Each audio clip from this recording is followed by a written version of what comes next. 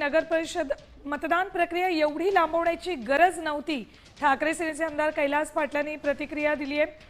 नगर परिषद निवडणुकीचा निकाल लांबणीवर पडल्याने ठाकरे सेनेचे धाराशिवचे आमदार कैलास पाटील यांनी निवडणूक आयोगावर रोष व्यक्त केलाय। आयोगाने मतदान प्रक्रिया एवढी लांबवण्याची गरज नव्हती, त्यामुळे उमेदवारांची धाकधूक वाढणार आहे असं कैलास पाटील म्हणाले।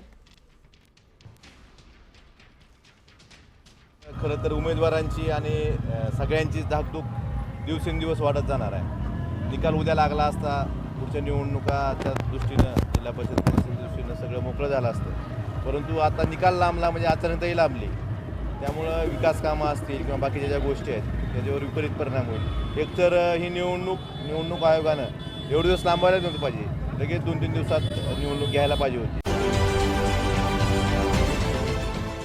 देश विदेशातील प्रत्येक घडामोडींचे लाईव्ह अपडेट मिळवण्यासाठी आता साम टीव्हीच्या सर्व सोशल मीडिया प्लॅटफॉर्मला लाईक, फॉलो आणि सबस्क्राईब करा। तसंच सर्व नोटिफिकेशनसाठी बेल आयकॉन प्रेस करायला विसरू नका।